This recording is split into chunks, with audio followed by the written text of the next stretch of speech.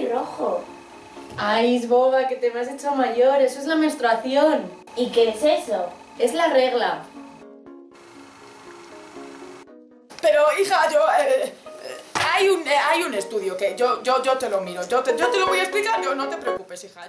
Mientras el cuerpo de una chica comienza a tomar forma, en su interior se está produciendo una transición menos evidente pero más importante. En sus ovarios. Estos dos órganos de color blanco y de forma y tamaño de una nuez que se encuentran a ambos lados de la pelvis. No solo producen las hormonas que impulsan la pubertad, sino que contienen la materia prima de una nueva vida, los óvulos de una mujer. Hay más de 100.000 en cada ovario. Desde la pubertad, una vez al mes se liberará uno de estos óvulos. Transportado dentro de la trompa de falopio, el óvulo tarda 3 días en completar el viaje de 15 centímetros desde el ovario hasta el útero. Mientras, este último se prepara para un posible embarazo. Su revestimiento se hace más grueso, listo para convertirse en el hogar de un óvulo fertilizado. Un lecho rico en nutrientes y de hasta 1 centímetro de espesor, con el único objetivo de alimentar una nueva vida. Pero si el óvulo no resulta fecundado, este lecho ya no es necesario. En estas extraordinarias imágenes es posible ver el cérvix, la abertura del útero. También se ve cómo el revestimiento no utilizado empieza a fluir hacia el exterior. En la subsiguiente menstruación, la mujer perderá como promedio el volumen de una copa en sangre.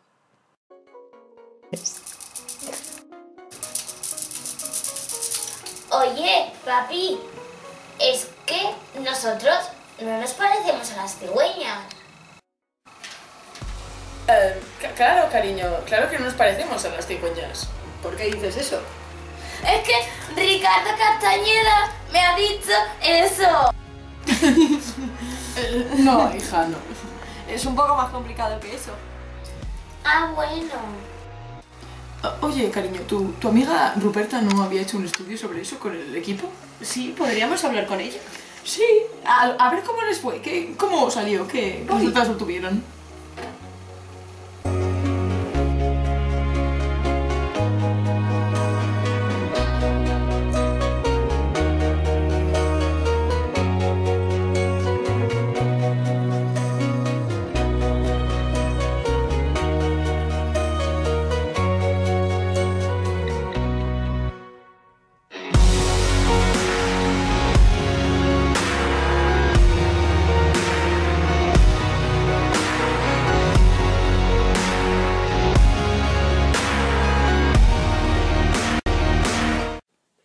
La fecundación es la unión de un óvulo y un espermatozoide. De los cientos de millones de espermatozoides depositados en la vagina, solo unos pocos centenares lograrán atravesar el útero y llegar hasta las trompas de falopio, al encuentro del óvulo. Dado que los espermatozoides pueden permanecer vivos unos cuantos días después de la eyaculación, la fecundación es posible si el coito se realiza unos días antes de la fecundación. Solo un espermatozoide logrará atravesar la gruesa capa que protege al óvulo. La fusión de los dos núcleos da lugar al cigoto, que es la primera célula del embrión. Cuando ha entrado el primer espermatozoide, las propiedades de la pared externa del óvulo cambian de tal forma que impiden la entrada de otro núcleo de espermatozoide. En su recorrido desde la trompa de falopio hasta el útero, el cigoto comienza a dividirse por mitosis, de manera que el número de células se duplica sucesivamente. Durante este tiempo se alimenta de las sustancias nutritivas acumuladas en el óvulo y de secreciones producidas por la madre.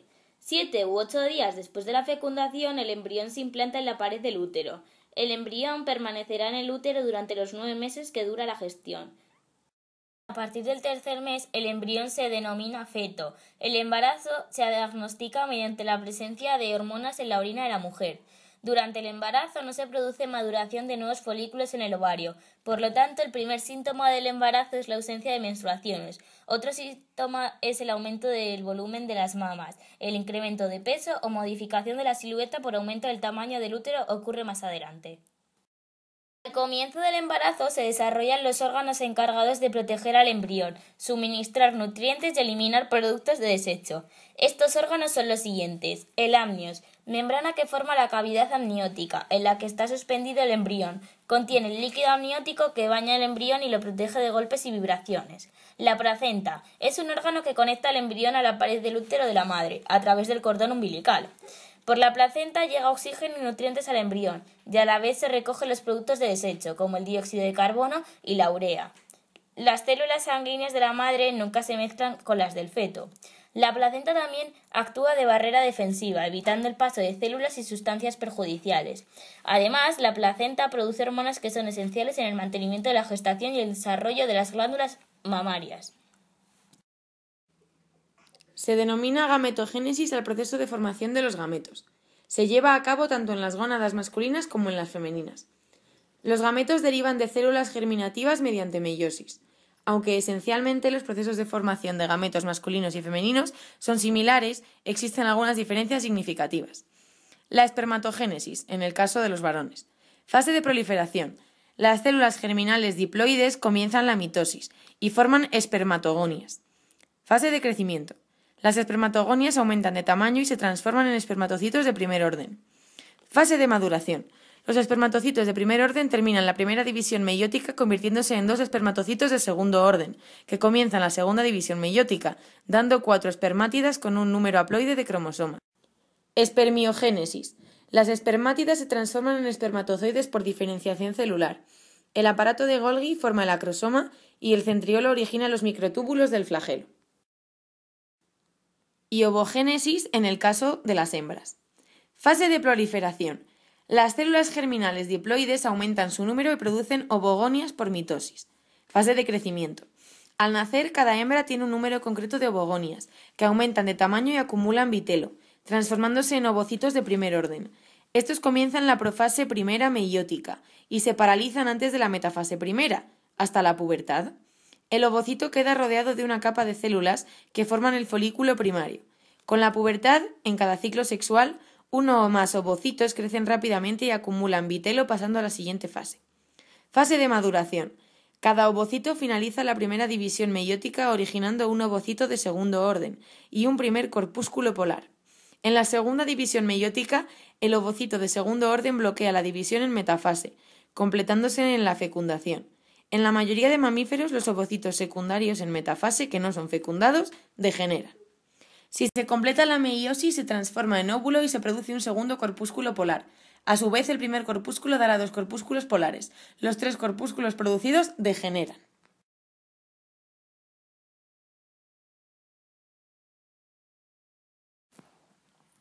Hay 2 tipos de fecundaciones. La externa, que se realiza fuera del organismo materno. Es característica en animales acuáticos y algunos terrestres, como anfibios e insectos. Y por otro lado, la fecundación interna, que tiene lugar en el interior del aparato reproductor femenino y se da en algunos peces y en la mayoría de los animales terrestres. Se realiza generalmente mediante la copulación. Las formas de introducir los espermatozoides en las hembras son poniendo en contacto las cloacas, es decir, la parte final del tubo digestivo que se abre al exterior por el ano, con órganos especializados para introducir los espermatozoides, como pueden ser aletas, tentáculos modificados, palpos, etc. Mediante órganos copuladores en los animales superiores y algún invertebrado. Tras la fecundación se forma el cigoto o célula huevo que origina el embrión. Este se desarrollará hasta formar un individuo nuevo. El desarrollo embrionario puede ser muy variado según los diferentes grupos animales. El desarrollo indirecto, en el que el cigoto origina una forma intermedia de vida libre diferente al adulto, que se llama larva. Puede haber más de una fase larvaria, como sucede en los insectos. El paso de una fase a otra recibe el nombre de metamorfosis. Y por otro lado también está el desarrollo directo, en el que el cigoto origina un individuo que solo se diferencia del adulto en el tamaño. Según el lugar donde se produce el desarrollo embrionario hay que diferenciar también los tipos de animales. Los ovíparos son aquellos en los que el desarrollo embrionario sucede fuera del cuerpo de la madre, pero el embrión está en el interior de una estructura especial, protegido por una serie de cubiertas y rodeado por todo lo necesario para desarrollarse. Esta estructura recibe el nombre de huevo y se da tanto en invertebrados como en vertebrados, ya sean acuáticos o terrestres. Los ovivíparos son animales en los que el desarrollo embrionario acontece en el interior de un huevo, pero el huevo no se pone en el exterior, sino que queda en el interior de la madre, donde se abre, por lo que salen al exterior crías vivas. Se da en muchos peces como los tiburones y en algunas serpientes. Por último, los animales vivíparos. Son aquellos que paren al exterior crías vivas. El desarrollo embrionario ocurre en el interior de una estructura especial que tiene la madre, el útero. Se dan los mamíferos según cómo está alimentado el embrión hasta que nace. Hay dos tipos de vivíparos. Los marsupiales no forman placenta. El feto nace de forma prematura y se mete en una bolsa especial que hay en la piel de la madre llamada marsupio. En ella están las ubres que van a alimentar al feto hasta que termine su desarrollo. Y por otro lado los placentados. El embrión primero y luego el feto. Son alimentados por la madre a través de una estructura que se llama placenta, que pone en contacto la sangre de la madre con la del feto. Son la mayoría de los mamíferos.